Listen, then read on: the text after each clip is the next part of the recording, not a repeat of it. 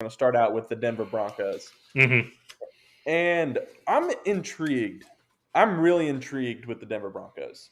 So, to me, their biggest question mark is quarterback. I think Drew Lock, if he can develop the way that I think he can, because I think at the end of last season, he really showed that he can be a starting NFL quarterback.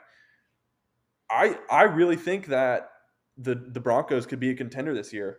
I don't have them being a contender. Mm-hmm. But I kind of played it on the safe side when I was doing my playoff predictors. But if you look outside the quarterback position, they are very talented. Yeah, no, they have a lot of pieces, especially now that Melvin Gordon is going to be the primary running back one. He was almost already a 1,000-yard rusher last year. Now that Peyton Lindsay, right? Or is it? Yeah, Philip Lindsay. Philip Lindsay. That's it. Now that he's out of the way, he should easily be a 1,000-yard rusher if he maintains healthy. Their offensive line isn't horrible. Their biggest question mark is actually really going to be just at center, but they drafted Quinn Miners out of Wisconsin Whitewater, who can easily contend and come into the starting role for them. And if they can booster up that offensive line, they could provide a lot of opportunity for Drew Lock to succeed. They've got a lot of weapons with Jerry Jeudy and Tim Patrick. We're just short of 1,000-yard receiving season last year. But one of the big things actually is Cortland Sutton. He got injured in the first game. He's coming back. He was a 1,000-yard receiver in 2019. That's going to be huge. For this offense, have three solid receiver options. Not to mention Noah Fant, the big tight end target, which had 673 yards and 3 touchdowns. So they have the weapons. Their offensive line is solid. One of the things I'm actually really intrigued about is their cornerbacks. They had a very weak cornerback unit last year, but they upgraded by bringing in Ronald Darby to play nickel. They drafted Patrick Surtain with the first overall pick. He should be a starter, and Kyle Fuller from Chicago is also going to come in. Yeah. So that right there ideally should then be some upgrades, and not to mention also be a huge upgrade for them. Yeah, and then not to mention Von Miller's coming back as well. Yeah. So it's like we've talked about Denver, and the thing like. A lot of the things about Drew Lock is he going to be able to do it?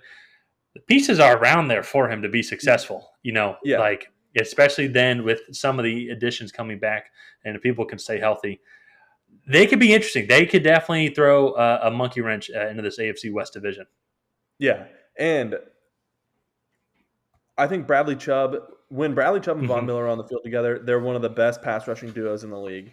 Oh, yeah. And then when you couple that with, like you said, Kyle Fuller, Patrick Surtain, and then a guy I don't think you mentioned, Justin Simmons, the safety that they retained this year, who was a Pro Bowler. I don't think he was an All-Pro, but I know he was a Pro Bowler. And I mean, you have a top 5 defense with a top 5 receiving core and a really solid running game with that offensive line and running back. So, like you said, all those pieces are there. It's just if you can actually take advantage of it. Yeah, well, and they did bring in Teddy Bridgewater, so there will definitely be some QB competition. The Broncos are setting themselves up for success, and it's interesting now because I'm reviewing some of my thoughts from when they brought in Teddy Bridgewater. And be like, oh, I don't know, like Drew Lock, feel like give another opportunity. But then I look at this, and Teddy Bridgewater is a proven veteran. I would kind of put him in the Ryan Fitzpatrick, Alex Smith type guys, where great game manager. Not going to make some horrendous mistakes, but he can move the ball and he can still throw. And also the fact that he's a dual threat as well and can still run out of the backfield will help out a lot. Yeah. And it makes sense now. If who's the coach of Denver? I should know this. But when they're making those coaching decisions, And with John Elway in the GM box. John Elway stepped down. Vic Fangio is the head coach. That's who it is. That's it. Okay. All right. Do all this research, and I forget one of the most important parts. Yeah. But Teddy Bridgewater could come in and like let's say Drew Lock doesn't pan out and they give him opportunities. Teddy Bridgewater could easily come in and take over this offense. All the pieces are there for them to be successful. Yeah. So yeah, no, definitely. And he's already, in my opinion, inheriting a better situation that he was in Carolina. Because if you think about it, Christian McCaffrey was hurt the whole year. Yep. DJ Moore is an underrated receiver, but after that, it's like Robbie Anderson. They don't have a tight end like Noah Fant. Greg Olsen is not there anymore. So they, even if they can come in, even if Teddy Bridgewater can come in and beat out Drew Lock for that starting job, I still think Denver is set up to be a very competitive team. And if one of the quarterbacks doesn't work out, you always have the other one to fall back on. So yeah. And it's going to create that QB competition, and it's definitely going to both of those guys, Drew Lock and Teddy Bridgewater, will be making sure that all cylinders are go because neither one of them really have a pass where they get hand over the reins and there's not that security. So it'll be interesting to see who comes out number one and what the top brass in Denver decide. Yeah. But looking at their schedule, it's interesting just kind of doing this research. I still, I mean, maybe if I'm being optimistic, they could be a playoff hunt team. I will say optimistically, their first 3 games, they could go 3-0, starting off at the Giants, at Jacksonville, and then first home game against the Jets. Those are 3 winnable games. And then the Ravens will be tough. They could beat the Steelers. They could beat the Raiders. I don't think they can beat the Browns. Washington and Dallas, those aren't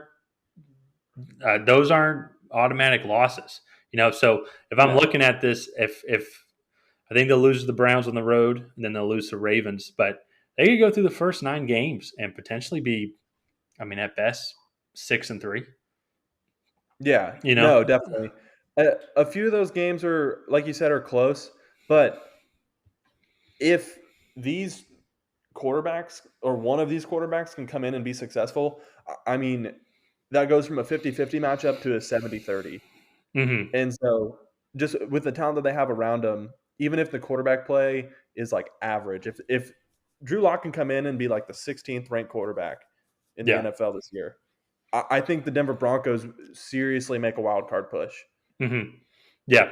Well, it's crazy to think, too, because now we add them into the mix. We weren't even thinking about them being in the playoff hunt, and we already had several other teams that were like, they could go 10-7 and be the 8th seed, and not make the playoffs. And now we're throwing Denver in when they're going to have a fairly easy schedule being the worst ranked team. Then I said the Cowboys, and they're playing the Eagles. And then they got the Lions in December and the Bengals. Like, they're playing all the worst teams from last year. Like, they have an opportunity, really, to – I mean, I don't know if they'd win the division. I mean, I'm probably outstretching it. But if you're looking at the schedule, like there's opportunity. And on paper, they should have a really solid chance to be above 500 at minimum. If not, maybe win 10, 11 games. So, yeah. And so kind of to wrap it up, I do want to give my record prediction. So this record prediction is worst case scenario. Okay. So I had them going 5-12 this season, and that is worst case scenario. That is if Drew Lock comes in and he's exactly what he was last year, and like that offense cannot move the ball simply just because Drew Lock cannot throw the football. Yeah. If Drew Lock can come in with somewhat of a grasp of an NFL offense, they at least go 7-10, I think. Yeah. Well, just because of the easiness of their schedule. Yeah, I think so as well. But and one thing, so in 13 games last year, Drew Lock threw for just under 3,000 yards. So if he would have played a full 16 game season, probably would have been 3,800 yards. Teddy Bridgewater did play full 16 games and had 3,733 yards. with 15 touchdowns. So it's going to be very close, I think, on who gets the nod on day one. Yeah. And see, that'll be a very interesting QB battle to watch because if they can make the right decision at QB and the QB can play solid, Yeah. and especially then with the addition of Cortland Sutton coming back. I mean, I'm just looking. So if he had 1,000 yards, so then that's going to be 16, 26, and then that just passing between those four guys that I mentioned earlier, that's 3,300 yards. Not mentioning any passing yards to Melvin Gordon, so to say, or anything else. So it's possible. Like it is possible. Now, I don't think they'll win the division. They're going to have to get past the Chargers and the Chiefs, two teams I think that are better than them. But I will say, though, I think they won't finish last in the division, and we're going to get to that team a little bit later.